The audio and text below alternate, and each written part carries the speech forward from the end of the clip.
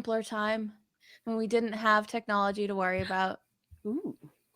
Elizabethan England. Where their technology was like, oh, a tobacco pipe. Weed. That's our new technology. Yeah. Salt can preserve meat. I'm really excited for tonight because we're getting a little magical here on Sketching Shakespeare. And so this is something, Swan, I imagine, I don't want this to come off of as condescending, but like I imagine you have not read The Winter's Tale. I have not. Most people who've like read a lot of Shakespeare also haven't read The Winter's Tale, so it was like a pretty safe bet. I think officially read, not just read synopsis or been immersed in, other things of it. The only two I've ever read are Romeo and Juliet and Hamlet. They're the only ones I've actually read. So no, very fair assessment. Okay. So yeah, it took me a long time to actually read it because it was just one of those, problem plays that I put off. Yeah, Pyrobama. Listen, it's gonna blow your mind. You're gonna all over the place. So yeah, we are doing, speaking of spoilers, we are doing the end of The Winter's Tale today. And that is it's a beautiful, beautiful scene that is like almost impossible to stage. There have not been a lot of film productions, if any. I don't know of any film productions of The Winter's Tale. But it feels like this play was made for movies. It doesn't feel like it was made for the stage, and you'll understand kind of a little bit why when I go into it. So I'm gonna give you a little context because I do think it's important for this because it does come at the very, very end of the play. So at the beginning, once upon a time, King Leontes is the king of Sicilia and Polixenes is the king of Bohemia. And Polixenes has been hanging out with Leontes and his wife Hermione for 9 months or so. Hermione's pregnant, ready to pop.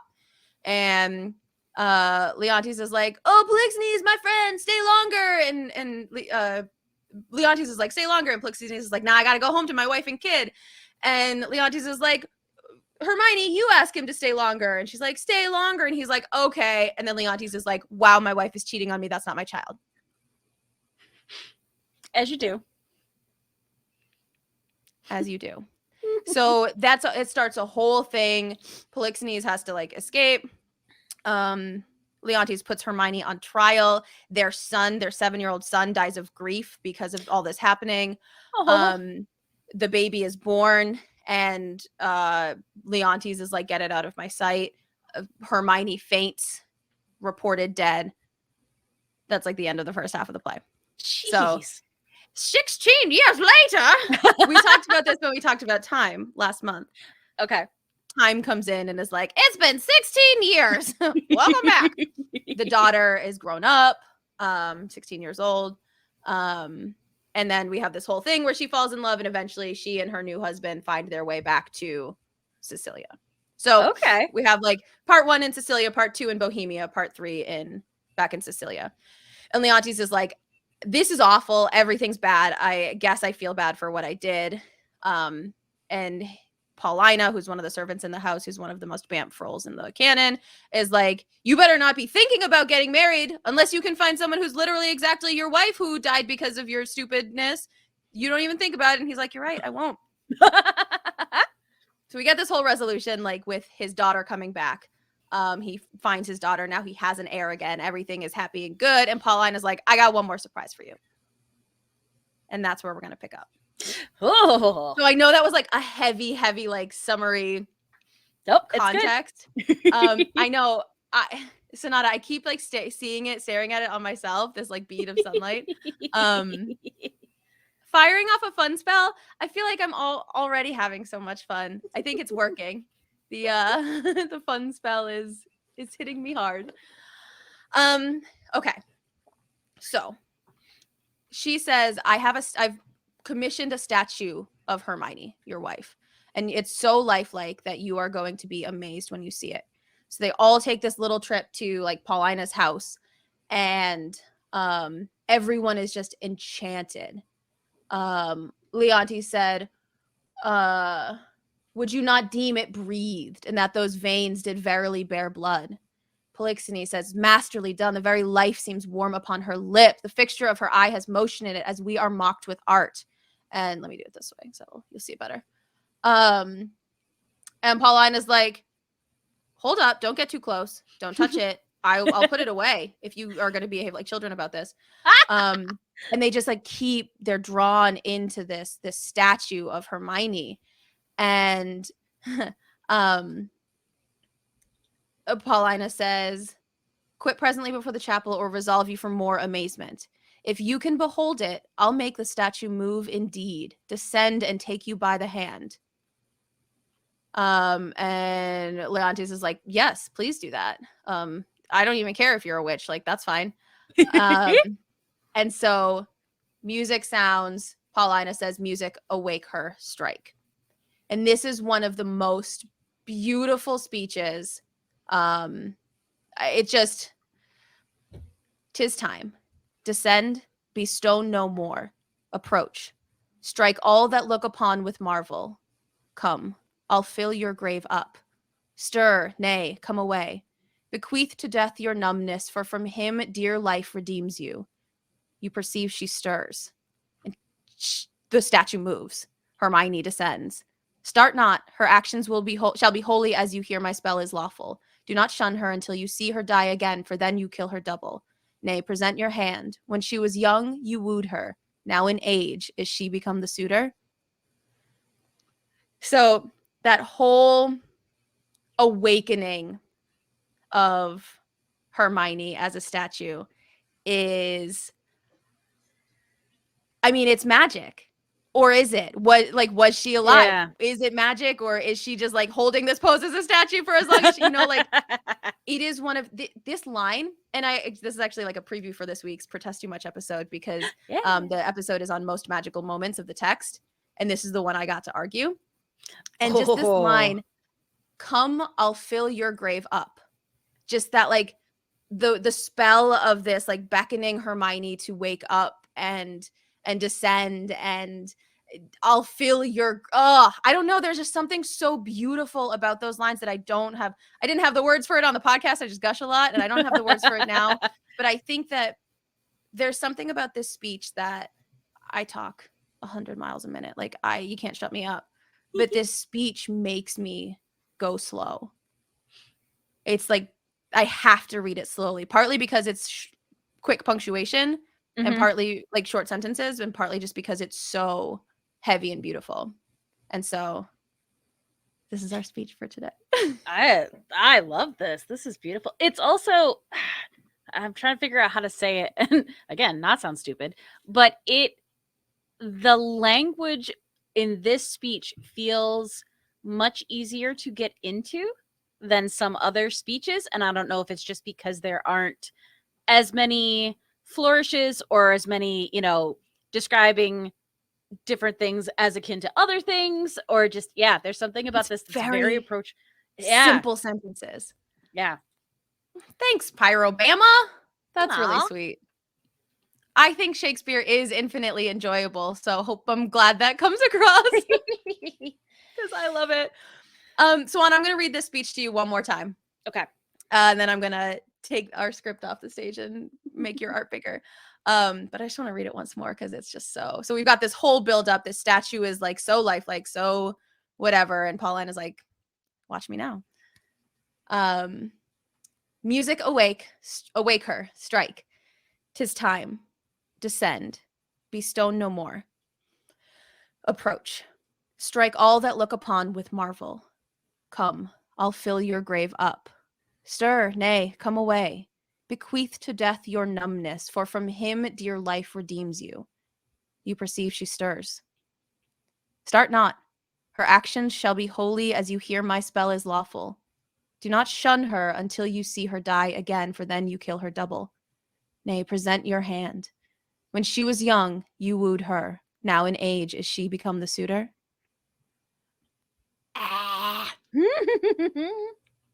So this is a good question, Sonata. Do they mean fill your grave up as in to displace her into being above ground? Because it reads like a threat out of context. It really does. And I've never, because I've only read it in context, that's never occurred to me. Like, I'll fill your grave up is such a badass threat.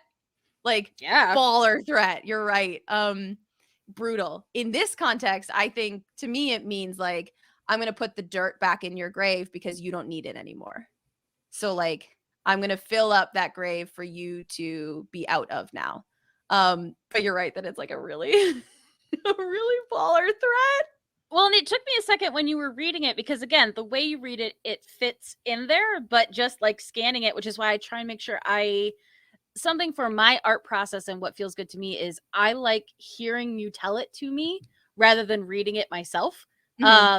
Just because I don't know. I'm sure there's some study of why that does, what it does to the brain, but that lets me visualize it because I think because I'm not reading it, so I can just listen to the words and see what they feel like. But yeah, like in looking at that, I was like, okay, all right. I mean, yeah. So I'm interested, and I'm gonna count now. So bear with me. I'm actually gonna put it back on the stream. Yeah, if that's all right with y'all. We've got 1, 2, 3, 4, 5, 6, 7, 8, 9, 10, 12. We've got 12 lines. I'm gonna write this down because I have to write everything down because I'm a monster.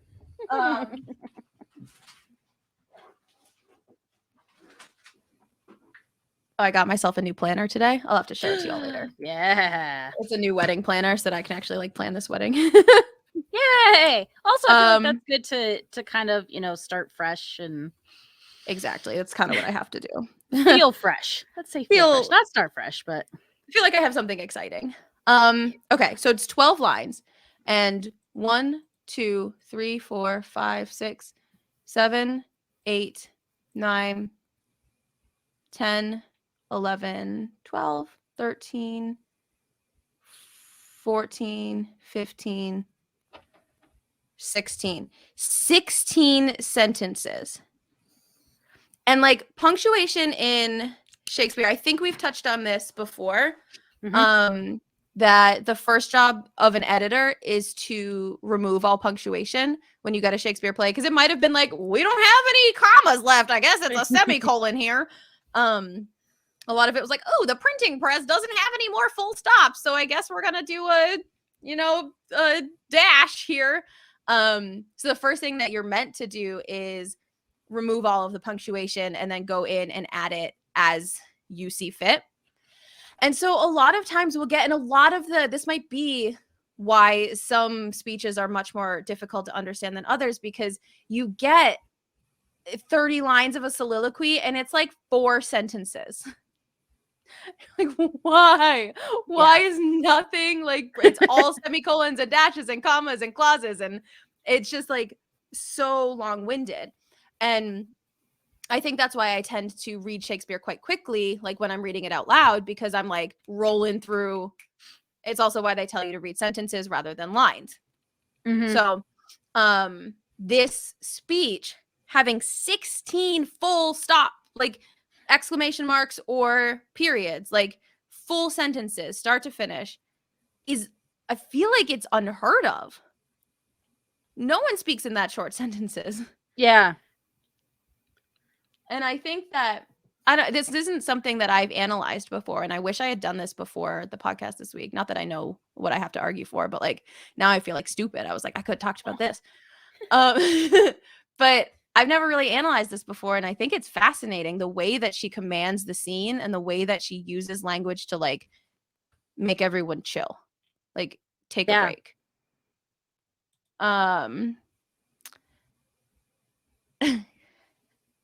It's a good joke, Sonata.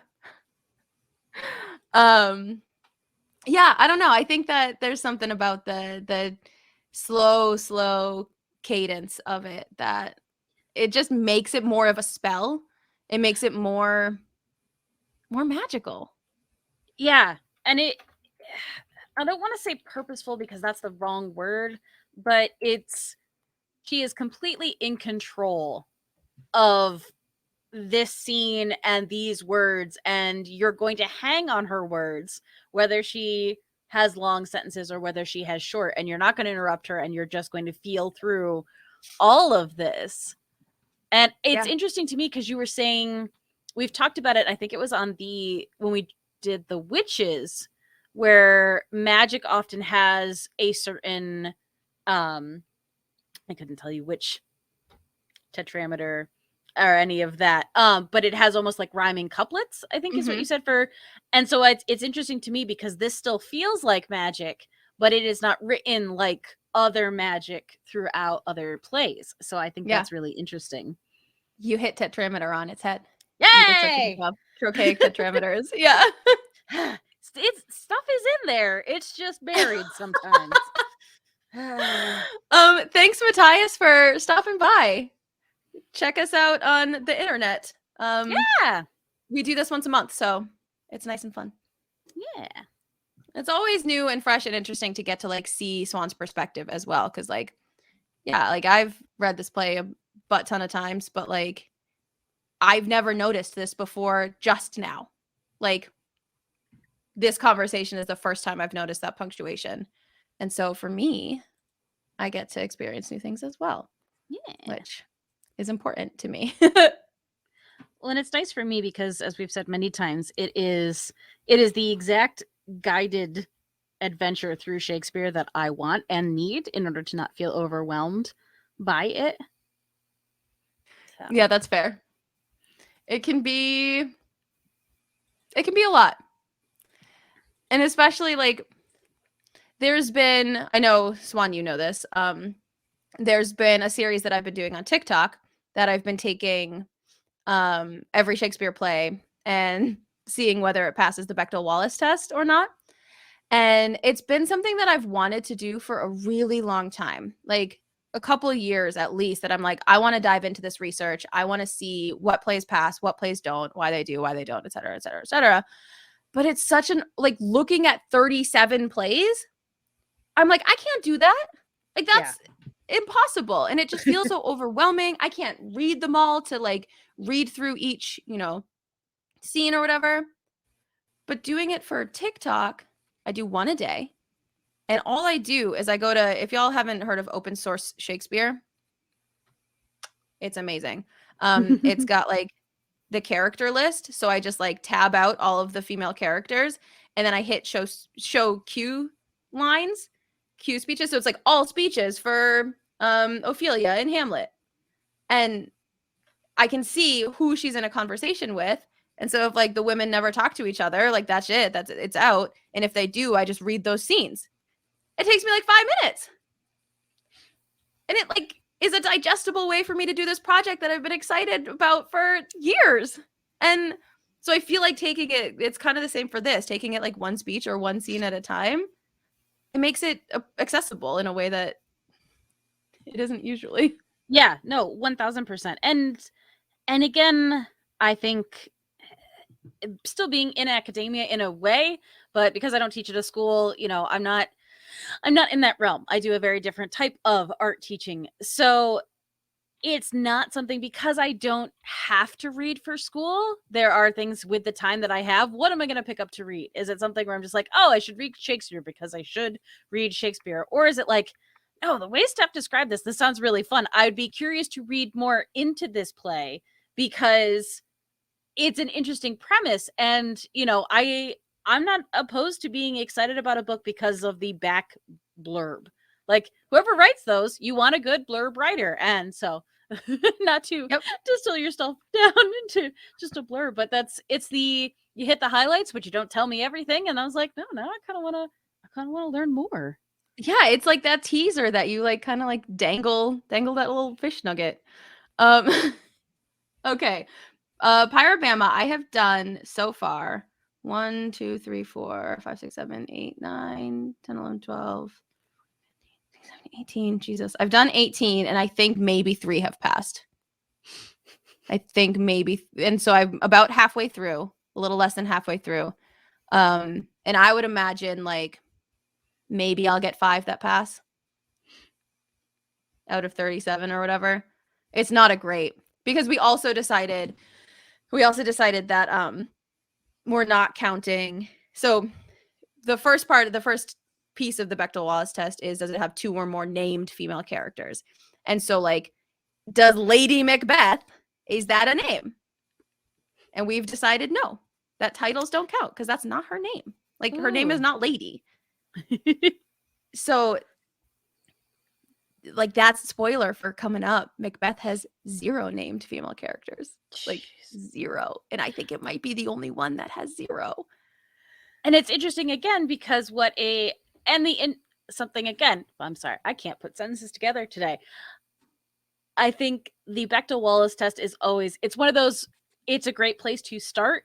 It is not the end all be all to whether a piece of art is worthwhile or not. It's an interesting assessment on what can we do moving forward, you know, and I love that. But you think of the Banff character that Lady Macbeth is, like, she is not a nothing character. So it's kind of funny, but again, no name. Yep. And like one of the ones I just did, Henry VIII, there's a really cool scene when Anne Boleyn and old lady have this like whole like hypothetical philosophical conversation of what it means to be a queen, and whether they would want that responsibility. And old lady is like, yes, please. And Anne Boleyn is like, I don't want that. And like the way that they have this conversation is really amazing, and it has nothing to do with a man. But it doesn't pass because old lady doesn't have a name. So like, yeah, it's not the be all and end all. It doesn't make something feminist or anti-feminist. It just, like Pyrobama says, like, it kind of is like what you expect from the time, especially with theater conventions. And you have to remember as well, one of the things that's really interesting when you start to rehearse a Shakespeare play, if you get, you know, cast in a Shakespeare play, or if you're doing a Shakespeare play, look through the script and find out how many times someone actually calls you by your name, because it's almost none. Only like really pretty much only like kings and stuff get referred to by their name, and even then not all the time. Like, the lack of names in stage plays is kind of I don't know. It's just a lack of, in general, having names that are referred to. But of course, you know, they get them in the script. So it's just something really interesting to think about. Thank you, Sonata. I am also enjoying them. They give me an excuse to like put on makeup for once in my day. So when it comes to Shakespeare and inclusion of women, because he was specifically writing for it to be performed on stage by an all-male cast, do you think that has an incredible influence on the number of female characters, or do you think it's just of the time period where, I don't want to say women weren't as interesting, because he writes really interesting female characters. That's what always gets me, is it's not that they are bland or singular. I think almost every female character who has more than a few lines is wildly unique in motivation, in effort, in understanding of the world. So it wasn't a narrow view on women. So yeah. No, and you know, there's a whole thing with like people on the internet that are like, how dare you call Shakespeare a misogynist? He wrote strong female characters. And I'm like, yeah, but he also was like a white man in the 1600s. So like, he was definitely a misogynist, and he was definitely racist. So yeah, sorry. That can be true. And we can love his plays and his characters, and like all of that comes along with it. Like, it doesn't have to be, you have to acknowledge that there is absolute misogyny in a lot of these plays and absolute racism. And we talk about what that means in the 21st century. So like, acknowledging that, I think your point about having the boy actors, it always makes me laugh when people comment on TikTok. Did like none of these characters were women anyway? And I'm like, yeah, I know. Like, I know. I know, thank you. Wait, you're kidding me. The one of my friends did that today. I've spent in school specifically studying this, they never told me. And like, I know people are like, they have best intentions. But whatever. But yeah, so I think that having boy actors is interesting. And you can kind of see the kind of actors that they used as female characters. And this is getting into, I may have talked about this last year. I don't know if we were doing this stream yet when I was applying to my PhD program. But my PhD proposal, I'm really sorry, y'all. I've been alone all weekend. Mike's away, so I'm like really chatty right now. I'm so sorry. Oh, you're fine. I think I terrified the teenagers all weekend because I was like, this is the most human contact I've had in so long. I'm like, it's fine. Okay. Yep. Yeah. Mm-hmm. So my research proposal, because it was a like literature theater writing program. And so you had to come up with like, something that analyzed all of that or whatever. And I wanted to look at the boy actors that they had in their resident actor, in their troupe, and look at how that casting of women has informed female archetypes and the presence of female bodies on stage into the 21st century. So the boy playing Juliet is going to be a boy. He's going to be like a young apprentice actor who is a likely stick thin, very young, very fresh-faced boy who can still play a woman. And through today, we see 90-pound blonde Juliets all the time. That's the type, right? That's what people expect from a Juliet. And then you have the older male comedic actors who the comedic actors were usually fuller bodied. If you look at like a Will Kemp or whatever, they were playing the roles that were of sizable appearance, as referenced in the text. And those actors would play the nurse or Hostess Quickly. And we see, if you look at like contemporary casting traditions, if you are a mid-size or plus-size actor, you're only going to get looked at for the nurse. You're only going to get looked at for Hostess Quickly. Those are the roles for Zaftig women, Sonata says. So is the way that we look at those roles on stage physically now a product of the men that they had in their troupe who were cast in those roles? Because the point that I'm getting at that you brought up, Swan, is usually we see about 3 to 4 female characters in Shakespeare plays. You see the ingenue, you see the comedic nurse type character, and then in some plays you've got that stronger woman as well. So you kind of see those archetypes over and over and over and over in these plays. And I imagine it's because those were the bodies of the actors that they had. So that's what he was writing for. All that to say, I don't know.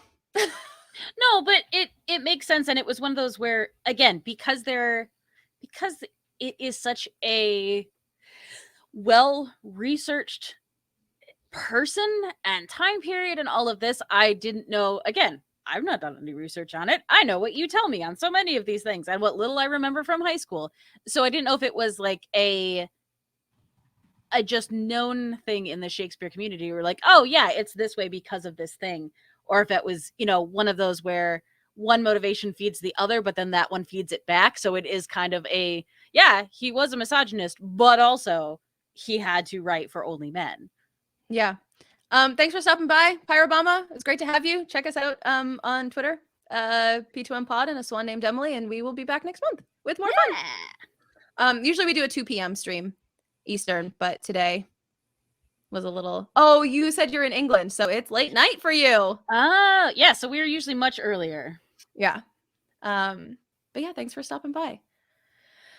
Yeah, I could obviously talk about women's bodies on stage all day. So I want to highlight too, and it's one of the episodes I have starred from your podcast, and it is the guest that you had on speaks about being mid-size in it, and it's all about costuming, and it is a wonderful episode, and it's so good. Everything you discuss is so good. It's just I'm not describing it well, but anyone in chat, you should listen to it. It's a feel-good one.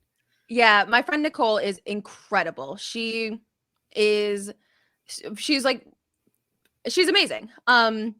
She has a mid-sized body, and she does a lot for mid-size representation on Instagram. She's been doing like a Make It Mid-Size Monday story every week, and she basically takes an outfit that she finds on like Pinterest or fashion or whatever. And she's like, this is how you can make this trend work for you, whatever size you are. And she's just really cool. And talking about in theater, when you like the roles you get cast as, especially in Shakespeare, the costuming issues when people have like stores of costumes and they just don't have anything that is in that mid-size range, the way that like it can affect you emotionally, but also on stage, like not feeling comfortable in what you're in is such a detriment to your performance that it's just not good for anyone. Yep. So it's a cool episode. She's so smart, and her whole like master's dissertation was in PR for marketing for like women's bodies. So she's rad. Follow her on Instagram and Shay87. No, it as someone who has only ever performed in a nonverbal sense, you know, I was in musicals in high school, but I was usually in the chorus and I was one of the dancers because that's what I do. But even with that, like showing up, and obviously dance has its own issues with costuming, but showing up and being someone who was going to be multiple parts and have multiple costumes, and having costumers or the director kind of look at you and be like, well, you need to match the other girls. And I'm like, great, where can I get the material to make this costume? Or they're like, well, this is what we have. And I was like, that won't fit me.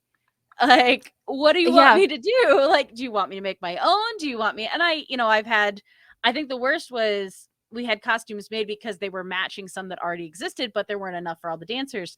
And so someone made them and I had sent my measurements and we got to dress rehearsal and it didn't fit. And it didn't fit, like, not just like, oh, okay, I can work through it, but like, I don't even think I can put this on. And I'm standing at dress rehearsal and I'm like, what do you do? Our show's in 2 days. Like, so, yeah. And it's like, and I've been there, and you can feel like the frustrating thing is like, it's not even about the size of the part that you have in the performance, because like I was playing Hal in Henry IV Part 1, like Hal of Henry V fame, Hal of St. Crispin's Day fame. And I got to dress rehearsal and they were like, well, I kept telling them that the pants that they had given me like were too big. They were falling off my body. And over and over and over, they were like, we'll fix it. It'll be fine. It'll be fine. And they just didn't. Like, I had pants that I had to hold up. Like, we tried suspenders. They didn't work. Because, spoiler alert, if you have boobs, suspenders aren't great. They don't work very well. Is what they are. And so it's like, it's not even about, I was like, this is the first time I've ever had like a lead in a new space. And like, I can't perform it because I can't hold my pants up and act at the same time. Yeah. And they were like, well, we don't have any pants that fit you. And I'm like, well, okay. Okay. Like, yeah, it's tough. I did not, Sonata, say at any point, I'm sorry, Hank, I can't do that.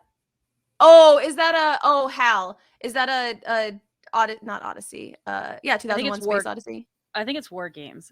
Or maybe not. Maybe no, because that's Dave. I have no idea. Oh, Dave, yeah. No, the Dave. Computer is Hal. I'm sorry. I can't do that, Dave. We know pop culture. We know references. Shout out to all the girls who never got to have a cute suspenders phase.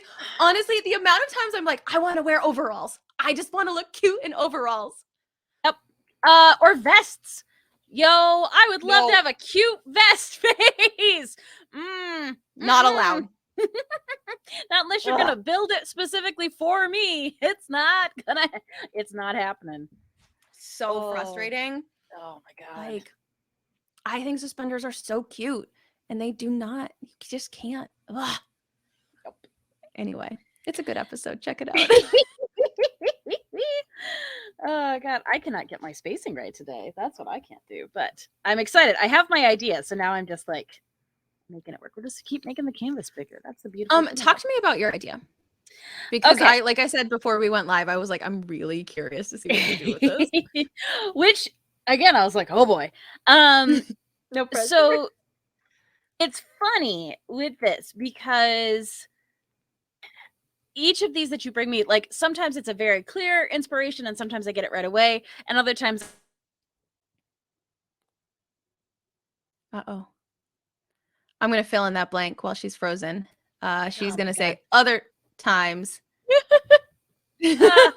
I'm sorry. My internet is just killing me today. Okay. Picking a certain thing, working out from that. So with this, because the speech looking at the statue is the big moment. Like I wanted to take that and work out from it. So in my brain, and it could have been any sort of statue I was playing around with. I was like, okay, are we doing like a performance art piece? Like, how do I want to set this? You know, something where she could be in makeup or something. Like, I want to play with this idea of it's clearly a person, but it's also clearly a statue. And I keep coming back to the beautiful, like marble statues you see in museums. Like, I just wanted that beautiful, like Grecian clothing, like all of that draping. And that because they had the most beautiful way that they sculpted hands. Like the hands always have so much to them. So I just love this idea of her hand being kind of down at her side, but having energy coming through it. So it looked like you could reach up and touch it. But, you know, you've got Polina saying, no, don't do that. So I needed that moment. I'm like, all right, so do I set it in a museum?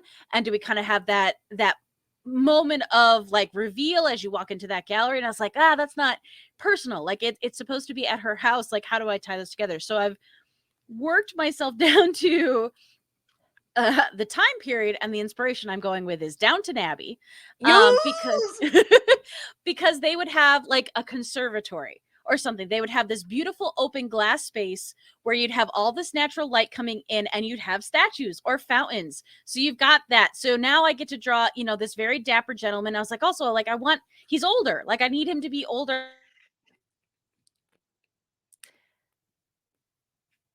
While Swan is frozen, I'm going to fill in right here because the age gap when I directed Winter's Tale over Zoom last spring, and we had so Leontes is a really hard character to cast and to direct because you need someone who's an absolute ding dong in act 1. Like absolutely you hate him, you cannot get behind him. I'm filling in some blanks, Swan, sorry. Oh, so good. No, it was good because I could hear you for a little bit and then it disappeared. Got it. So yeah, so you have to hate him and be like, you're putting your wife in jail. She's 9 months pregnant. Like you've killed your son, basically. You're killing your daughter. What is happening? And then you have to be like, okay, at the end, he never apologizes. He never like really like gets his shit together, but like you have to be okay in your heart with the resolution. Well, I think as an audience, like I want my audience to feel okay about it. So he has to have this transition. And this actor, Andrew Puwaru, he is a Toronto-based actor, and like if you ever have a chance to see him in anything, like I feel so lucky to have gotten to work with him. He goes, we did one show, one performance. He goes, so I'm thinking I'm going to shave my head at intermission. And I was like, what? And he's like, so I'm thinking about the transition from 16 years. I want to show vulnerability. I want to show age. I want to show like a vulnerability is the right word, but there's something else, like a shriveling almost of himself, to hype that pity so we can kind of start to visually feel a little bit more sorry for him and feel like he is sorry about this. And I was like, fucking go for it, man. Like if you want to shave your head. And he did. And so he put like silver in his beard. I mean, he has a beautiful head of hair. And I was like, you really want to shave that? So he did the whole first act, you know, black hair, black beard. And then he silvered his beard and shaved his head and like sat in a corner like Loki in Thor 2, which anyone who's watched NADD knows is my favorite scene in the entire Marvel universe. And it was like, that's it.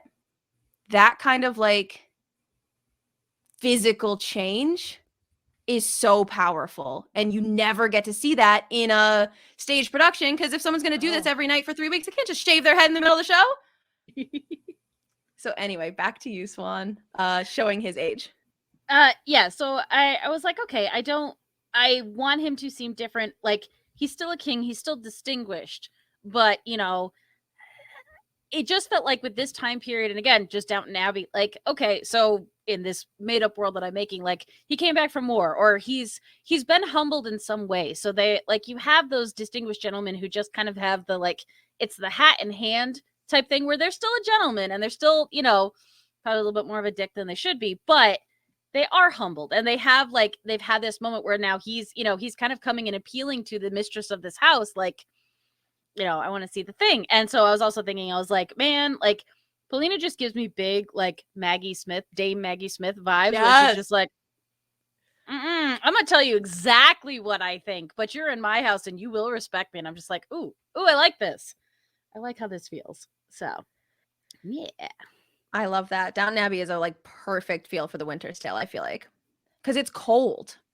And then you've got all of those pastoral scenes that are so warm, which is the whole second half of Winter's Tale is like a farm festival. It's a sheep shearing festival. It's like, okay.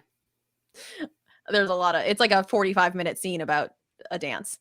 Now, is this the one where they get pursued by the bear? Is that this one? Okay. That's the one. I know that thing from this. So when you first said it, I was like, I'm pretty sure this is the bear one. It is the bear one. I let me see if I have it. So we did it on Zoom, which, like, you know, has its limitations, has cool things you can do. We had like a still picture of Hermione as the statue that we could morph into like her Zoom box coming up and being alive. But like, you know, exit pursued by a bear, there's only so much you can do with that. So I don't know if I'm going to be able to find the video. I will show you our poster because I think it's so stunning. But I filmed Hero in the backyard chasing like a peanut butter ball and like running over the camera as our exit pursued by a bear. And it was just like silly enough that it worked. Yeah. Okay. This was our poster. Oh, I like that. Right? My sister took the picture, and like the way that this crown looks like roots. Yeah. And, like, there are some things that I put together and I'm like, all right, I'm cool with that. I'm proud of myself. But yeah, I think Downton Abbey, maybe lack of bears. Maybe it could be like exit pursued by hunting dog. I mean, some of those like actual like hunting dogs that they have are humongous. They are close to bears. That is true. But yes, it is the bear play. Antigonus. That's another thing about the ending that's a little like blah. Like we get the resolution that like, okay, their daughter is back and Leontes and Hermione can be back together. But also Paulina was married to Antigonus, who gets the bear, you know, eaten by the bear. And like Leontes is like, oh, Paulina, you can marry my friend Camillo. And they all like forget that also their 7-year-old son died 16 years ago. And like that doesn't come back. It's a little like uncomfortable. And I think that's okay to end with a little discomfort. But yeah, I feel like people just ignore it too much. They're like, happy ending. It's magical. Like, well, not for everyone. My guest, Doug West, who works for Shakespeare Theater of New Jersey for their education department, is the one who's on the episode this week who gave me this. And he said he saw a ballet once. And so like the statue comes to life, and it was a statue of Hermione and then Mamilius, the 7-year-old, next to each other. And Hermione comes to life, and it's all dance, and it's beautiful. And then at the end of it, Leontes like reaches his hand out to Mamilius, like, we've had the magic, your turn, buddy. And he doesn't. Yeah, that was my reaction too. That would be such a gut punch. And so the play ends, or the ballet ends with like him reaching out and reaching out and reaching out. Mamilius does not move, and then he eventually has to like leave the stage. And so like you only got enough magic for one. Like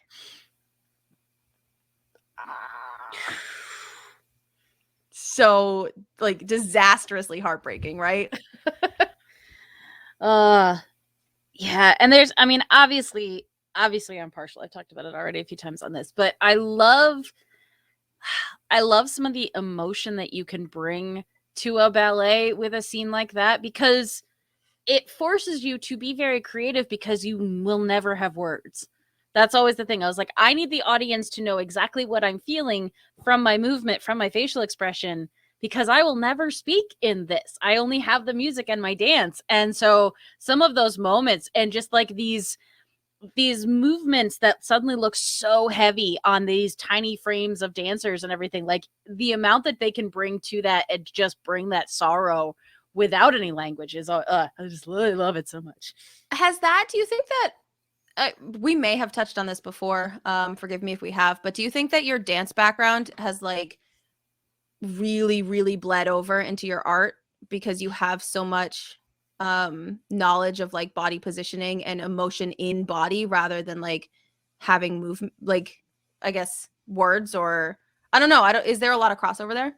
I think so. And I think it's one of those where it's an exciting, I didn't plan this, but when I went to college and I'm studying animation and the whole thing is exaggerate and tell story with your body and do more with your drawing than you do relying on the words. And this is for certain aspects of animation, it is more learning you learn all the rules so that you can then break them is kind of the thing. That's the rule of anything. Yeah. So it's the, you look at South Park. Are they doing crazy exaggeration with their characters? No, they're not. They're relying all on their words and a few visual gags. But, for animation, you learn these different parts of it. And I think the understanding the exaggeration let me be able to more easily be like, okay, I understand how a body would move. I understand how I would show that. I mean, I loved the episode where you asked me, how would you show power but coy and this, like, what does that feel like in a body? And I was like, oh, this act. Yeah.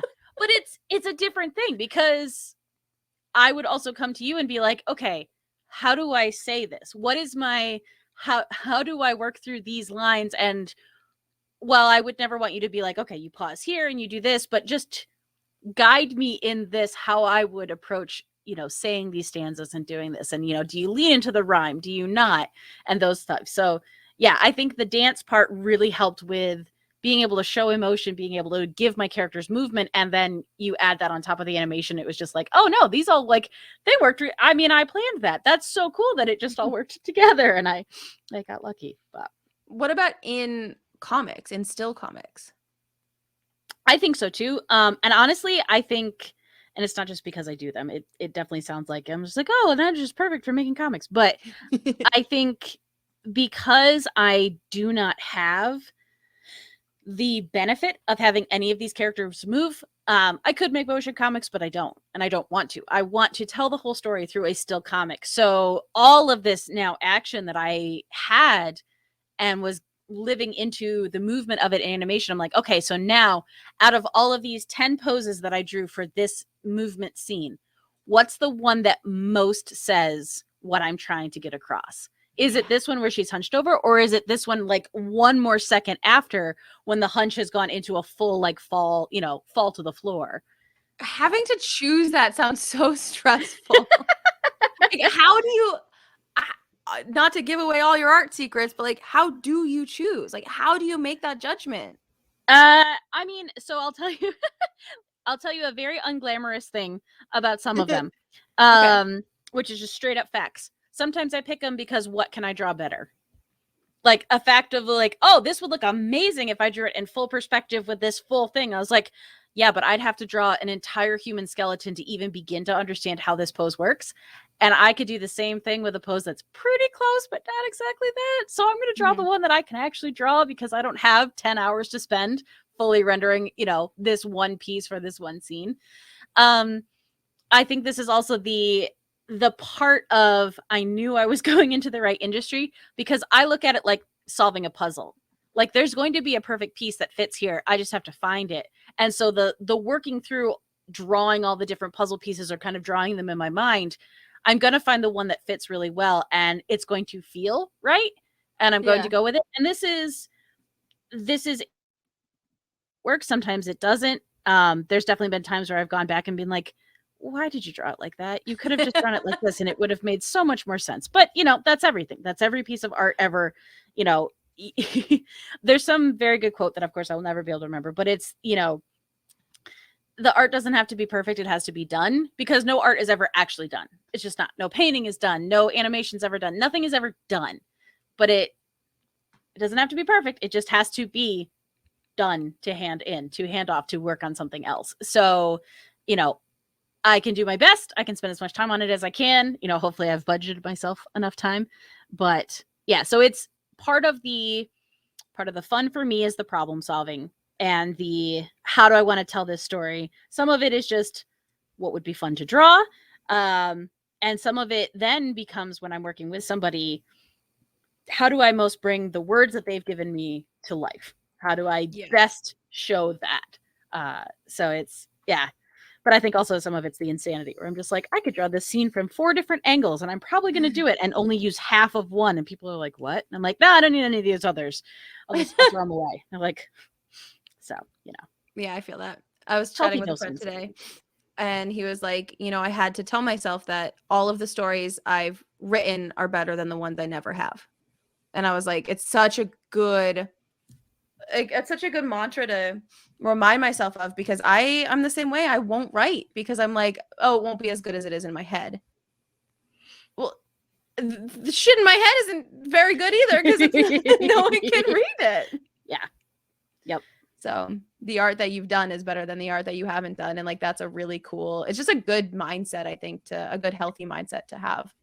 Yeah. And it's one of those where it's important to me to tell people that, you know, I don't wake up every day and be like, oh, the art I'm creating today is better than anything else that's in my head. I'm like, no, I have days where I'm just like, what are you doing?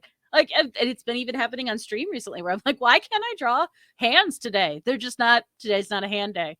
But it's that little bit of like excitement or enthusiasm where all of a sudden I'm like, oh, I've got an idea. I can figure this out. And now I think because I've been lucky enough to work as an artist for a while, I get to have the stubborn side of it where I'm just like, no, you won't beat me. I will figure this out. Whether it will be the exact representation of what I wanted in my brain or not, I don't know, but I will figure out a way to translate this thing onto paper because I have enough skills to do it.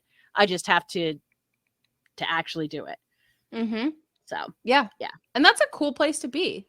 Like, it's a cool place to be in your life that you feel like you have that level of control over solving your problems. Because I know that anyone who is watching who's ever been an artist of any kind, whether it's an actor or a writer or a visual artist, like, we've had those moments that it's like, is this worth it? Because I can't solve this problem, so I'm just gonna quit. Yeah. Yep. I'm just gonna get real honest with everybody today. I am incredibly envious of artists that I follow online who are 10, 15 years younger than me, who have already worked through some of these things and already figured them out and are just, I am very envious. I was like, no, I'm excited for you. Keep making amazing art. Never stop. You know, my jealousy is more of just like, I wish I could have known myself that well at 20 and had that confidence in my art. And even if I didn't have confidence, just kept putting in the time to get to that point. But now, again, now that I'm there, I'm like, well, we're here now. So we're going to make the absolute best of it that we can, even though, you know, in my brain, I'm kicking myself for being 10 years behind on, like, we could have done this in your 20s when it didn't hurt your back to sit at the computer for 6 hours. And I'm like, haha, no, I'm going to do it now. But yeah, it's at least I'm doing it. So chatting with that same friend that I mentioned earlier today, we were talking about Macbeth. Because I really didn't like the Denzel Macbeth. I thought it was bad. And for other reasons, but we were talking about the character of Macbeth in general, and they were saying that they really like an older Macbeth because there's an element of, for as much success as Macbeth has had on the battlefield and in, you know, being a thane and in battle and whatever, there's an element of, I haven't done as much as I should. I haven't been as successful as I should have been. And that could be where some of his ambition comes from, you know, and why it's so easy to convince him to kill Duncan and why it's so like, why he gets so wrapped up in that tyrannical mindset, because it's coming from a place of insecurity that he hasn't been as successful as maybe he should have been by this point in his life.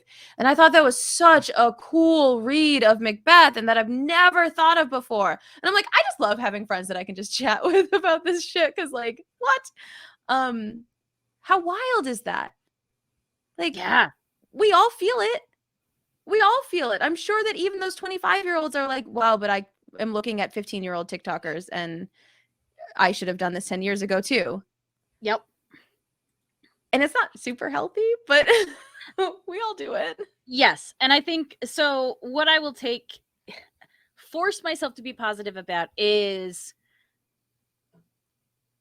in being a little bit older, in not giving as much of a crap about some stuff as I did in my 20s, not being so precious or emotionally attached to it, is I can look at that and say, yep, you know, I would have loved to have done this in my 20s. There's no time machine. There's no going back. So I either spend time now lamenting the art that I didn't make, or I take that energy and I put it into making the art that I want to make.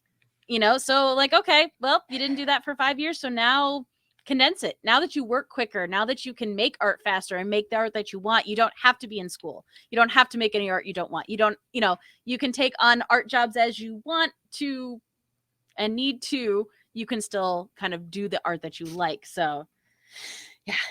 I feel like this conversation is like changing my life right now.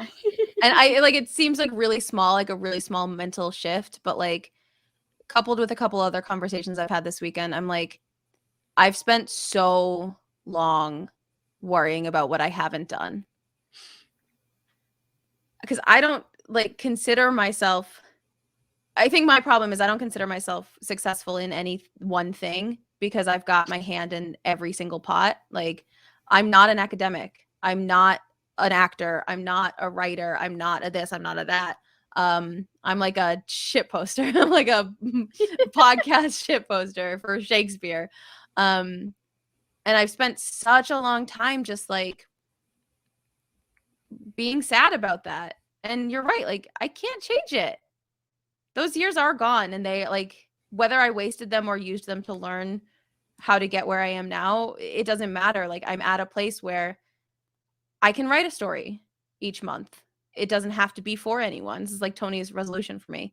It can just be for me, and it can just be for my own like artistic growth and learning more about myself. And this is nice conversation to have. Yay. No, and it's good. And it helps to say it out loud. Yes. I think at times you have to hear it.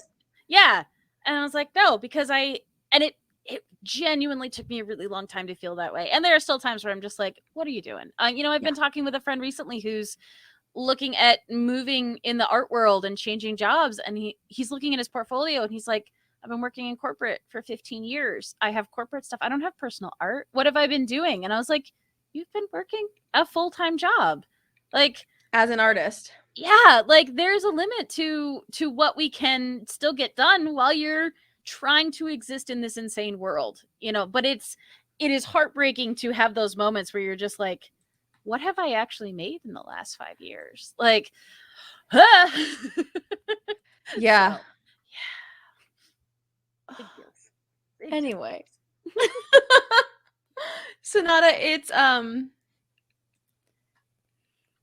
watch it. I would recommend everyone watch it. I think my problem is maybe like we saw it in the theaters and it might be a more intimate movie than like it might be a home movie. It might be an Apple TV stream rather than a movie theater movie.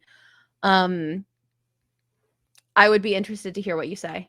I think I love Denzel in everything he does. Did not like him in this at all.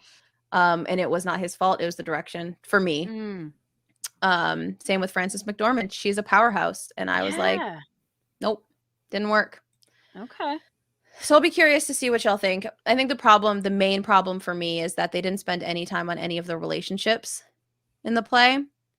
And a Shakespeare play without relationships is like, what's the point? Yeah, I was gonna say that seems a weird choice. It's like the thing he does well, or like interestingly, not necessarily well, but like he does not do great relationships. I was gonna say, I mean, as you have referred to him as pulp before, again, like I'm not going to tune in and watch reality TV for the good relationships, you know, Right. talking to a friend about 90 Day Fiance. I'm not talking to them because it's a good relationship. I'm talking because it's an interesting dynamic and an interesting premise. So Yeah. Denzel and Kenneth Branagh's Much Ado was powerhouse. So good. Amazing. That movie was amazing. Iconic. I'll be interested to see what you think. I think I've heard a lot from a lot of people. I'm definitely in the minority of people who did not like it. Most people have thought it was like a masterpiece. So I'm very, very open and interested to see what other folks have to say, because you know me. I got thoughts, Swan. I got now I'm big curious, thoughts. especially because you mentioned the direction specifically. I feel like as someone who not only stages Shakespeare plays and participates in them, but also has been a director for so many years of them, I feel like that's got to be a, you know, I could go into a movie that has a great story, has a great voice acting cast, but if the animation is subpar, like even if the character designs are good, like if it's not animated well, it's really hard to be like, yay! Yay! I mean, it was okay. Yeah, to me, delivery is a director's job. Obviously, like it does fall on the actor because the actor is doing the delivering of the lines. But if you as a director haven't made sure that it sounds like the actor knows what they're saying, because like Joel Cohen was aiming for a very conversational style of Shakespeare, which I love. I love unheightened Shakespeare. Drop it down to the dirt, man. Like get it in the dirt.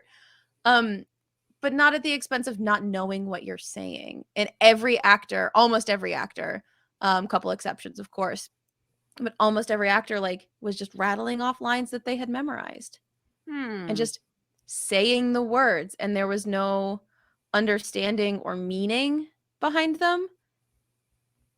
And it just fell so flat for me that to me is like a director listening. Because like if you're an actor and you're told to deliver these lines conversationally, you're doing your job. But I'm listening to them. I have to know that you know what you're saying. Yeah. Even though I basically have Macbeth memorized, I didn't know what the actors were saying a lot of the time.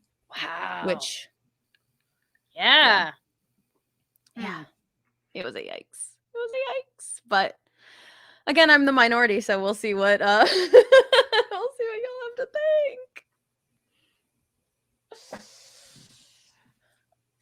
Yeah, I think I know I have memories of my mom watching the Kenneth Branagh Much Ado and like being in the kitchen. And there's something, again, this is such a weird, I don't understand why thing, because I would sit in the kitchen with her and happily watch any of the Jane Austen ones or even Jane Eyre, even though I wasn't allowed to watch the one part because it got a little scary and I was absolutely going to be the kid who got scary.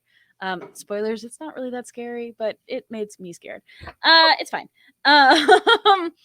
But I remember being in there, and I don't know if it's just because of the language or what, but like I had so much, like it had the same color, it had the same feel, but I had so much more trouble understanding what was going on in that than I ever did with the other stuff. And I was like, it's not like they were using that different of language though, because even the Austen stuff can be very difficult because there's so much talking. Yeah. And I want to know, like, little kid Emily, what were you doing? Like, yeah, it's very much that Austen style, that like timeless white dresses kind of thing.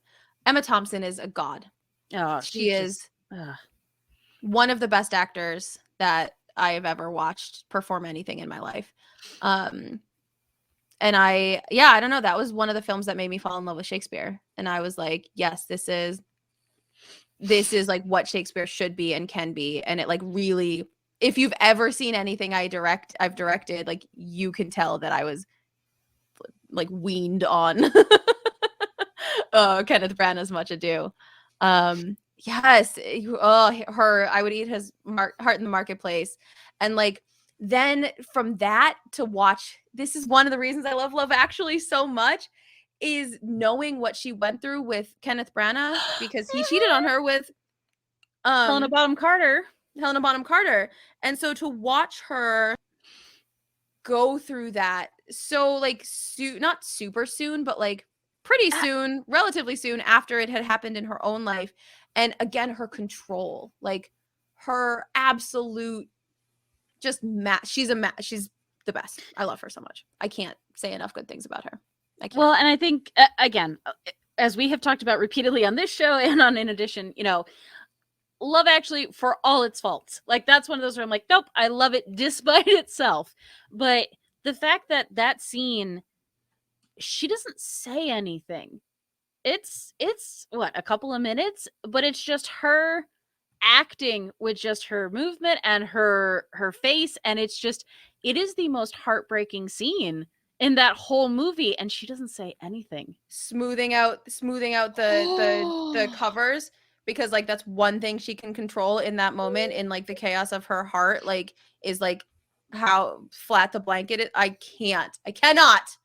Yeah. Ugh. I'm just gonna start a whole podcast for Emma Thompson, and maybe she'll like me. I don't know. I'm here for all of that. So you want to talk her being emotional, and so my own come to Jesus moment. No, so Ang Lee directed Sense and Sensibility, and she plays the older sister Eleanor, and I feel like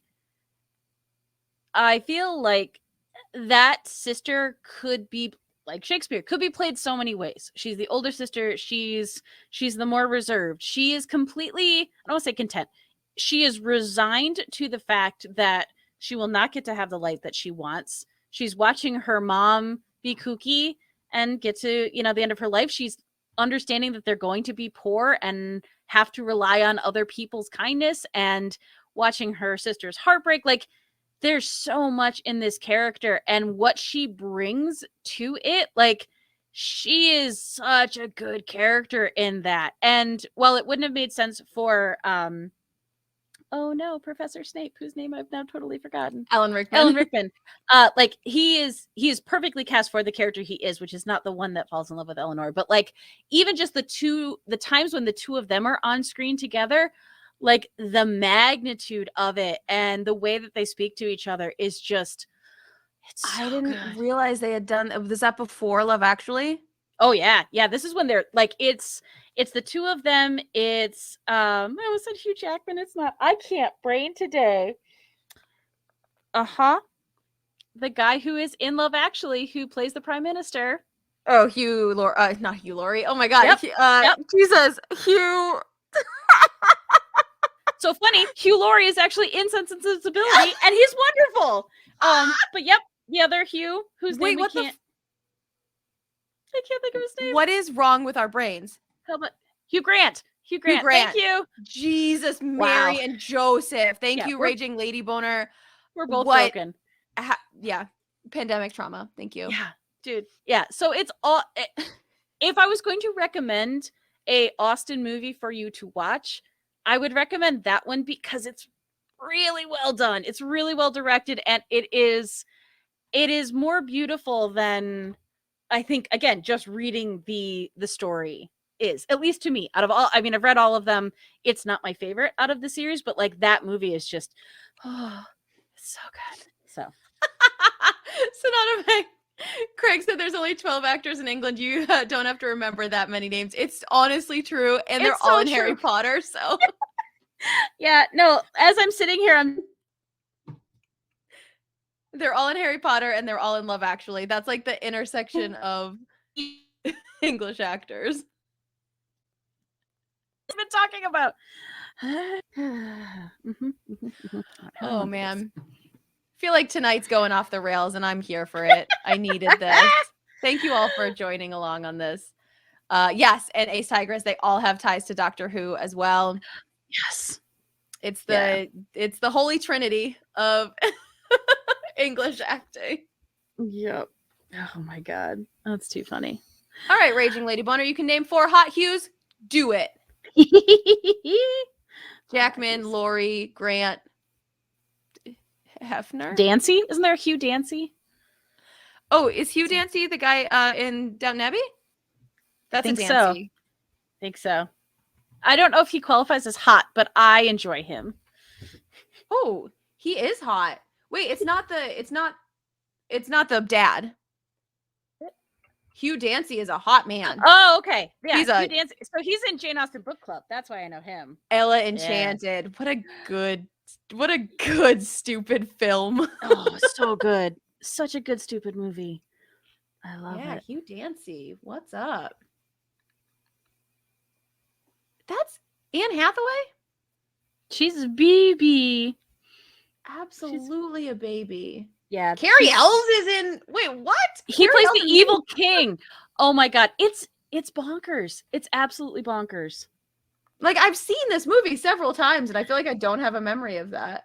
Yeah. Tell you what, I just rewatched recently the Whitney Houston and Brandy Cinderella.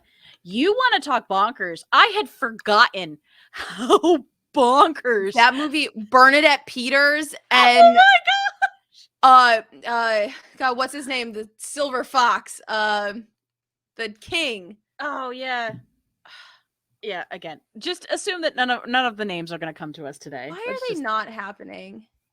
Why are they not happening tonight at all? Victor Garber. I would not have gotten that. I don't know that I knew his name. He's like massive musical theater actor. And he's so good.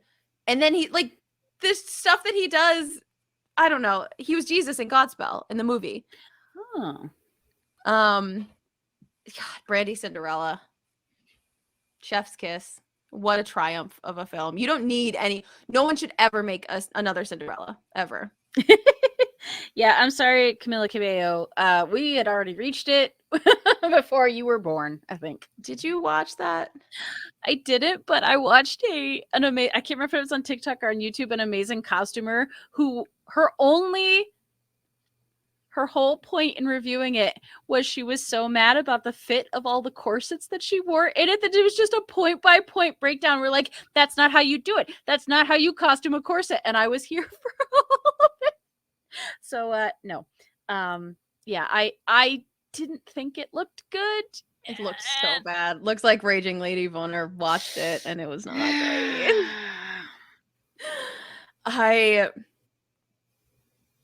I don't know. Sometimes I'm like, do we need another Cinderella? When we could make The Winter's Tale? Did you like that?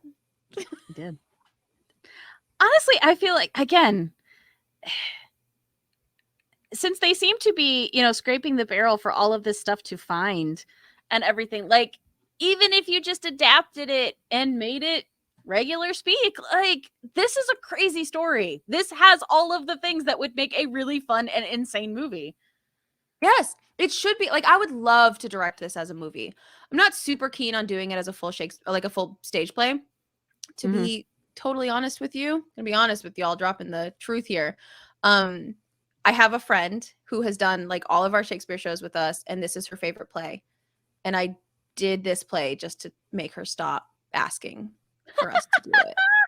I was like, I can safely do this on Zoom. I don't have to put like the months and months of time into it. Like, we put like obviously time and energy, and it was beautiful and amazing, but like to bring something on stage is so much more effort. And I didn't have to do that. And I was like, fine, we'll do The Winter's Tale. This is it. This is your chance. And like, she got to play her favorite role, and she was brilliant. Like, she's really, really good. But this was my like, I don't have anything I really want to do this year. So here you go. Here you go. It's yours. But I would love to direct it on film. Yeah. Our lives. Keep our coming hopes back and to dreams. Give Steph money to do these cool things. Give me money. Patreon.com/P2Mpod. Oh, shoot. It's the end of the month, Swan. Uh-oh. Does that mean you have to do a thing? It's Patreon time. Oops. I got plenty of time. I am so each month I do for my $5 patrons, I do my takes on the episodes. So like if I got to choose who would win or who would be in the arguments, and then I do a like monologue gauntlet for auditions, and like they're really, really fun. It's fun to get to do. Oh, that's awesome. Do it. And then also Adventure Inc. Patreon stuff, because like, why do it earlier in the month when you can wait until the very last day? I support all of this because this is how I work. And you've got one more day. Yeah, I've got one more day. I've had to do the 30 days, have September, April, June, and November. So I was it was recently when I was sick and I was illustrating a I'm sick and cranky piece on one of my streams, and I had a lovely person come into stream. She was like, yeah, I was really confused because you had 2 back-to-back 31-day months and there aren't any that do that. And I'm like, oh my God. I was like, I looked at a calendar though, like I made sure. And it was because it was December into January, which I would never have I don't think of it as a back-to-back month. It's Agreed. Yeah. So, man, time is a swirling vortex of fear and stress. I can't with any of it anymore. Just nope. My only like glimmer of hope this week is we might have snow on Thursday. So like we might have a snow day. That would be nice. It would be great. I like can't even fathom going to work any day ever. So we're doing great. Yeah. We're getting through. Yeah, I had a meeting recently where they were asking me about like summer programming and stuff like that. And I was just like, I can't. What? Summer's so far away. I know. I was like, summer has to be so far away. I was like, I need to get through the next like 2 months. Then you can talk to me about that. No. If we getting to June is going to be like the most stressful thing. Yes. Like have the wedding and like have everything ready for it, I feel like is the only way I'm counting time right now. Yes, which is completely on point for what you're going through and what you need to do. Yeah. I had a hair trial yesterday. Ooh. Because my sister does wedding hair and she's brilliant. She's incredible. Like the things that she can do with people's hair is like it's amazing. But she can't do my hair. Like she just tells me that my hair is not good. She's like, it's too straight, it's too clean, it's too slippery, it doesn't hold style. And that's true because like if I try to tease my hair for like shows or whatever, all I have to do is run my fingers through it like once or twice and like, well, got that knot out, all done. So it doesn't hold a tease, it doesn't hold like shape very well. Okay. But I was like, are you being honest with me or are you just lazy and like you don't want to put the work in? So I went to have a hair trial and it turns out, as much as I hate to admit it, my sister might be right that my hair just sucks because the hair trial was a disaster. I was there for a half hour. She did 2 styles. Neither of them looked like what I had asked for. And then she like took it out afterwards. And I was like, okay, I guess you want your bobby pins back. But like, I don't know. I just maybe thought that like it would stay in or like I could like sit with it and see how it held up. And yeah. Is that not a thing? I can't speak. I don't know how this works, but I don't either. But it was $100 for a half hour and 2 hairstyles that she took out and took pictures of and never sent to me. So that seems wrong. Yep. And then one of my friends was over. I had a couple friends over last night. We're all planning weddings at the same time. And she was like, I'll try like a Dutch braid because I want it to like have some volume. Yeah. I want to do 2 braids back into like a bun, something that looks like a fancier version of like what I do every day. So I don't look super different because I don't really have a updo head. You know, my little sister told me one time that I have a weird shaped head and shouldn't do certain things. And so I like, 2 full braids like sitting on top. I thought that would be really pretty. And so like she did the Dutch braid and it just doesn't look any different. It doesn't feel any different. It doesn't look, there's no more volume. There's no more. So I think my hair is just too flat. Did she do the like, I don't know, it was only ever like pulling the braids out? Yeah, like pancaking it is, which I never understood. I'm like, why is that called pancake? But yeah, wow. Flattening, maybe. Yeah. Did all that.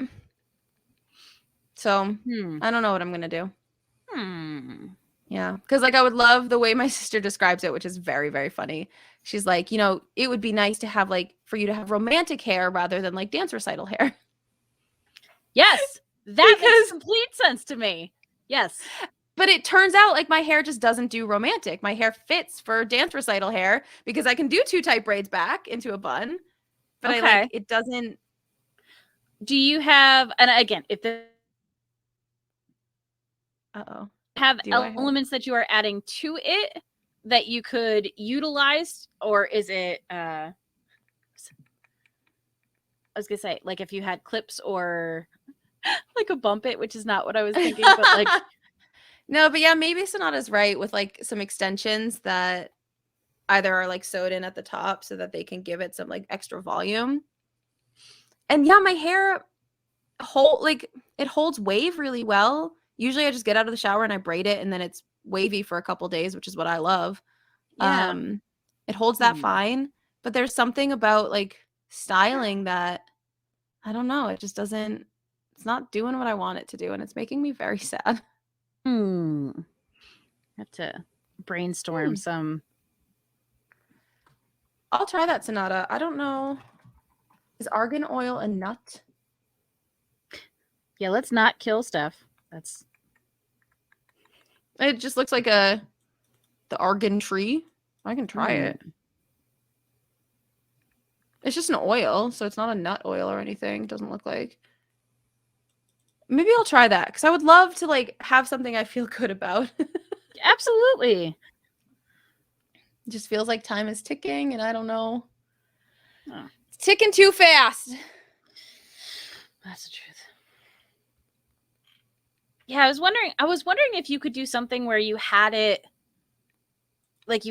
braided and then once like in small tight braids, so you got like the crimping, I guess, and then braided that so that there was already more texture in the braids themselves, so they sat heavier and thicker. I might try that. But just to give you yeah, mermaid that's what hair I was pick. Thinking.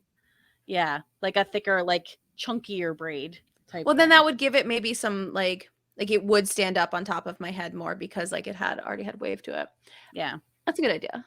Because like, so I'll tell you, just for this little bit that I have going, it looks so good. Like that's what I want.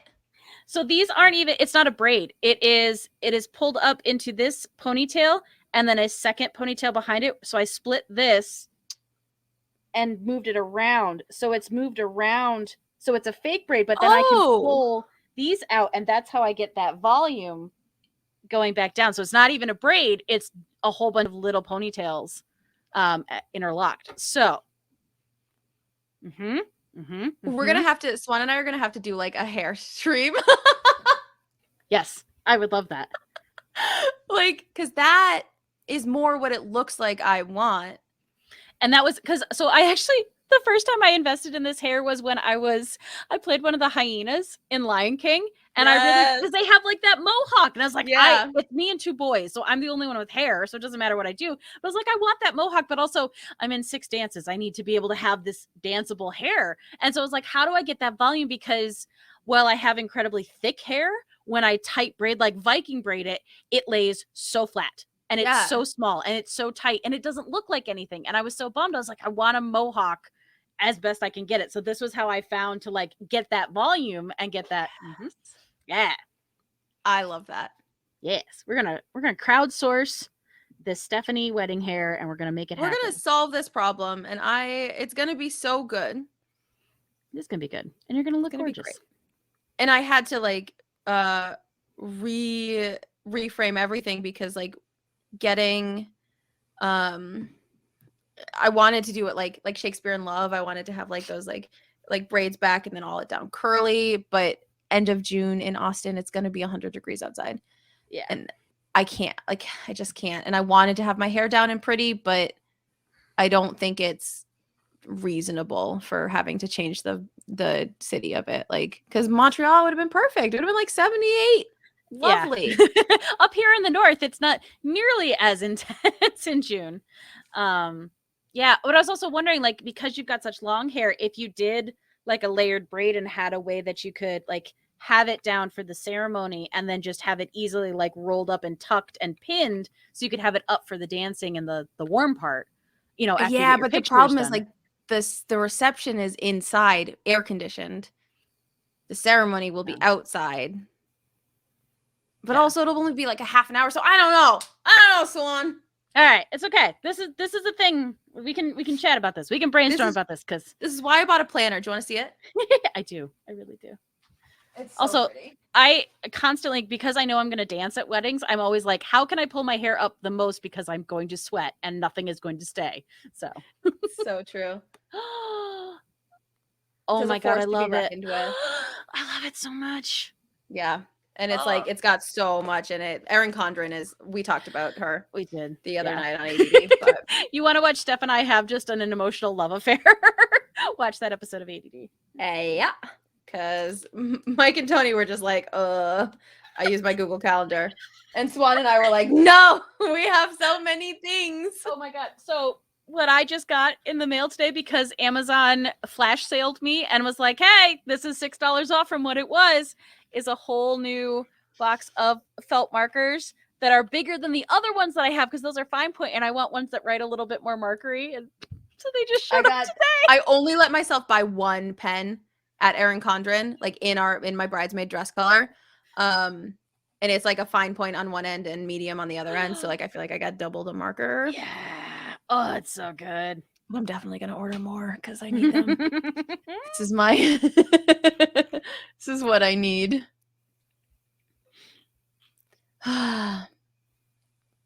Yeah. I love how off the rails this one is. So I know. I'm sorry, everyone. No. It's been a weird weekend. It's been a weird month. It's been years. Let's just yeah. Yeah. January has been so very strange. And so very long. But if you're still sticking around, thanks for being here. We love Shakespeare and art. And normally we talk about it more. I feel like we did well because we talked about the Shakespeare and art at the top. So, Yeah. you know, people got what they came for at the start. So, yeah. And I think that, like, if you scroll up, it's like one of the... Wait, Raging Lady Boner, is it still your birthday today? Or was that yesterday?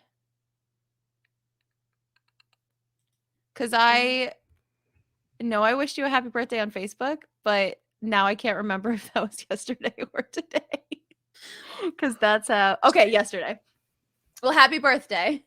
Yes, happy belated. I'm a bad friend.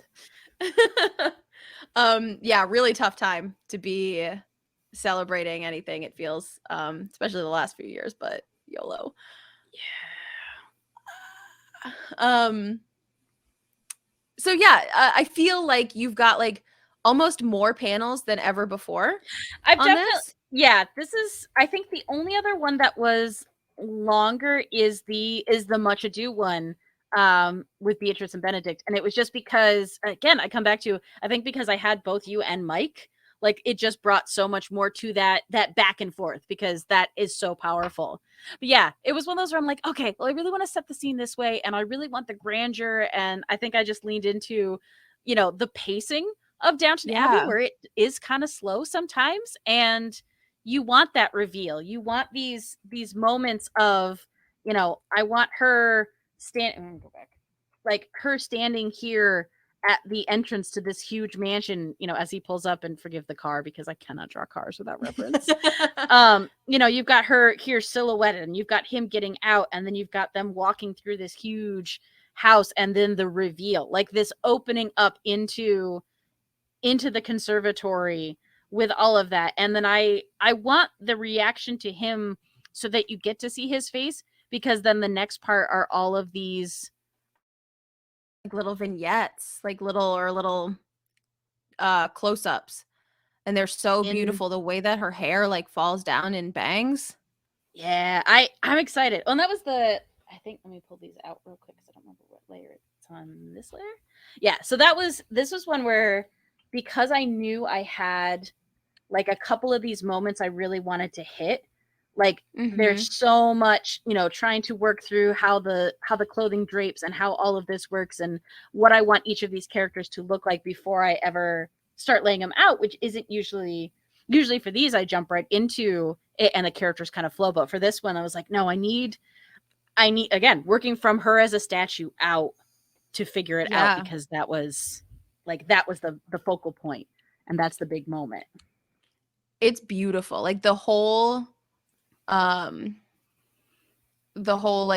vibe of it just feels so, and there's something about your line work too that makes it feel very alive, and also like seeing that, or like knowing your inspiration of those like Renaissance statues, or Italian Renaissance statues. Yeah. Yep. And then seeing the draping of like her dress and the fabric, it just feels like there is the same amount, like, oh yeah, the way it comes over the pedestal down in the point, it's beautiful. Yeah. And it No, feels alive. Oh, it's fun. Like it's something I hated trying to study in school because draping fabric is just a monster to draw. But now it's one of those where I was like, oh, I get to play with this. And it, like many things, it now kind of has a life of its own. And yeah, I'm excited because I'm also playing around with some new brushes because I work very sketchy in my stuff. So I'm trying to find ways where I can have one or two brushes that I'm using specifically, whereas this one can be really soft and give me that kind of airbrushing thing. But then as I press harder, I can still get my more direct, more fine lines. But I'm not just simply going back over and tracing over it and inking it. I'm kind of utilizing what I had there. But yeah, that's really cool. And I think that's something that doing it on like the tablet it's so cool to watch, because you can see all of those different techniques like just happening like magic. There it is. That's the correct perspective. These are always the times where, like, again, as I was getting ready to draw it, I was like, okay, it needs to be this house, it needs to be this type of car. And I was like, Emily, do you know how to draw a car from the turn of the century from memory? I don't think you do. And I was like, ha ha ha, you're right, I don't. So I'm gonna get close. Amazing. Yep. I love his mustache. Yeah, I feel like he'd have a powerful little, like, and then the little goatee thing at the end. But that way you can have a little bit of, like, I want to have him have, like, what would be, if I can show it in black and white, like grays in the temples and stuff. So, but he's got, just, I don't know, that type of hair in my brain makes me think of an older gentleman. I don't know why. I get it. It looks right to me. Like, it feels right. Yeah. It almost feels like it feels like they can still have a life together. It doesn't feel like he's so old that it's like they're like 90 or whatever. Right. It feels like they can still kind of have a life. They can start again from this new place, and yeah. No, it's fun. Now, okay, so I have a question. This is a weird, I'm not even going to apologize because any of this has made any sense today. So how do you personally feel about retellings of Shakespeare or reimaginings and adding stuff in or eliminating stuff? I know you've talked about how sometimes you'll cut scenes and stuff like that, but so when you talked about this scene specifically, you said, he doesn't necessarily have a speech where he shows remorse. Like, if you were going to make this as a movie, would you give his character the chance to say something? Would you change that outcome, or would you Absolutely let not. them? Okay, I didn't know if that was because he is not a good person.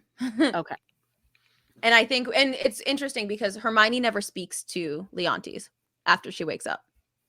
She does not address him. She addresses her daughter. And as an audience, like, I think we understand that she is taking her place back as queen for her daughter. Okay. To live for her daughter. And like her dismissal of, like, not outright dismissal of Leontes, but like the fact that she doesn't address him, he doesn't apologize. Like, it's like that Emma Thompson and Alan Rickman at the end of Love Actually, where like they are not getting a divorce, but there is the very cold tension between them. Well, that's kind of how I imagine this is. Like, they're in it for the kids, and that's it. I mean, it's her speech of, would you stay knowing it's gonna be worse? Oh, it's so good.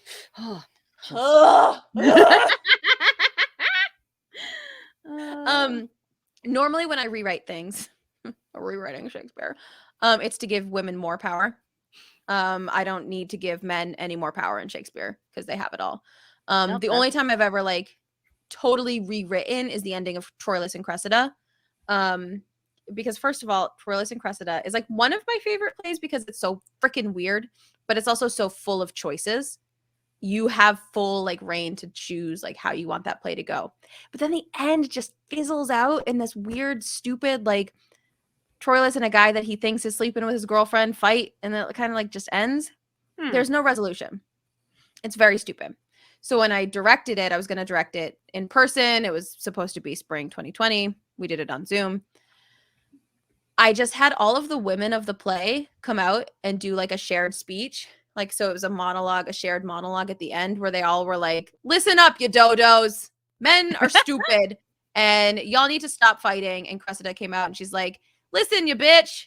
Like, I didn't ask for this and you need to be not a dum-dum about it. The end.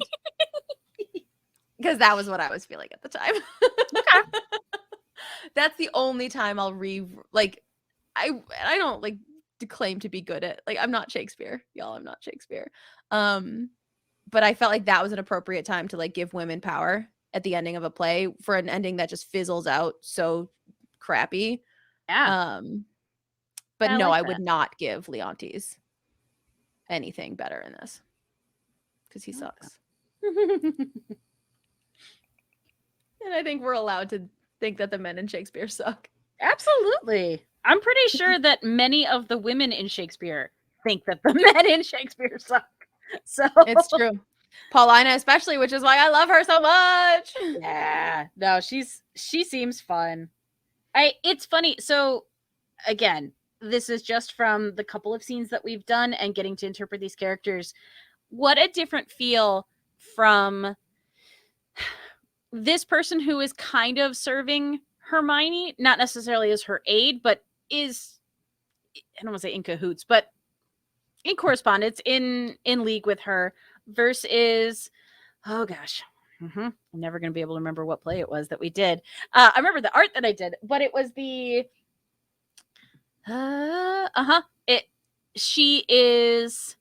it's another one where the woman gets put on trial and she has another person with her, but both of them end up getting killed.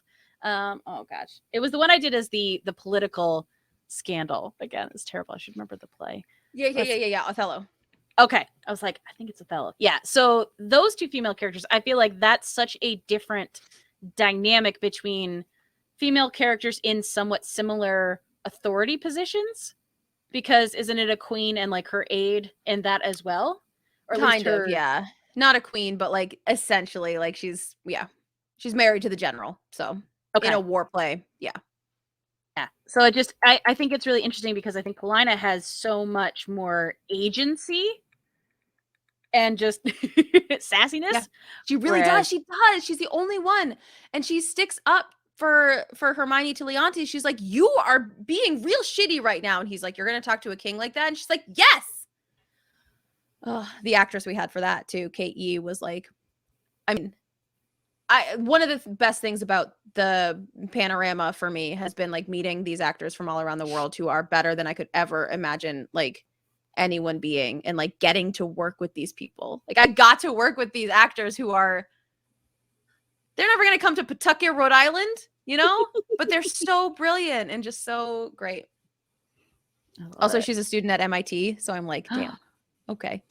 Like you're engineer smart and Shakespeare smart. That doesn't seem fair. I have those moments where I'm like, well, hey, sometimes I draw silly things. Yeah, cool. Yeah. I feel that. I felt very underqualified. Well, and then I have those moments when, you know, somebody like that will be like, oh, no, it's really cool what you do. And I'm just like, you don't have to say that. You don't have to be nice to me. It's okay. I know. Swan, it is true, though. What you do is very cool. Thank you. I'm going to give one quick shout out, and I think we can wrap this up. Yeah. Raging Lady Boner. I just pulled up my TikTok, and I am dying. Because on these Bechdel Wallace test to post, there's like always someone who's like, yeah, but women didn't play men. And she just commented on the most recent one. Did you know, though, that women didn't play men?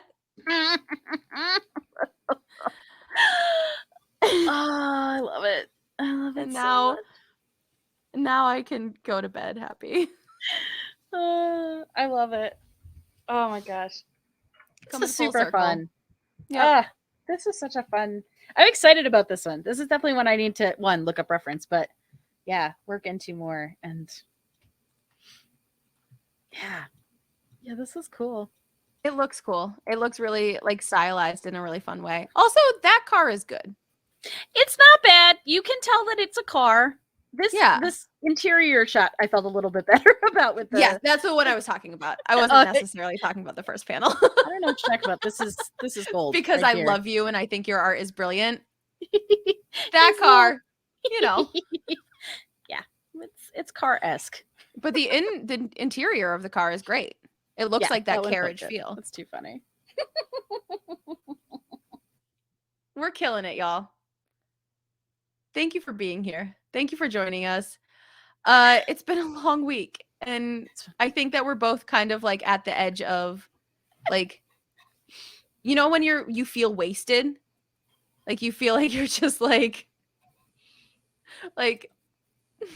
that's it. That's the end of my week. I've been sipping on seltzer all day, and now I feel like I am off the deep end. Yeah. That's what this stream felt like for me. And I liked it. I enjoyed it. Thank you so much. This was so much fun. Thank you, everybody in chat. Thanks for coming and hanging out with us. Yeah, thanks for being here. Thanks, Swan, for drawing. It's beautiful as always. The scene is really magical and special and fun, so I like getting to talk about it. Yeah, no, this is dope. This is awesome. Thank you. Yeah. Yes, Slap Happy is the perfect thing. Yes. There you go. Yeah, that Sunday night. And this is usually like Adventure Inc. recording time, so I think you can tell why all of our episodes are bananas. Yeah. So thank you. Follow us on the Twitters, Swan and Emily, P2M Pod. That's us. We'll be back next month. Maybe we'll do some like advertising for next month. That'd be cool. Yeah. If we can be like, because we were supposed to do this last week, and I was just like, I had a bad day. I can't be there. Which was also fine because that was the kickoff to me feeling like crap all week. So, yep, things work just out. Not the thing. So, yeah. But we will be back. We love you all. Bye.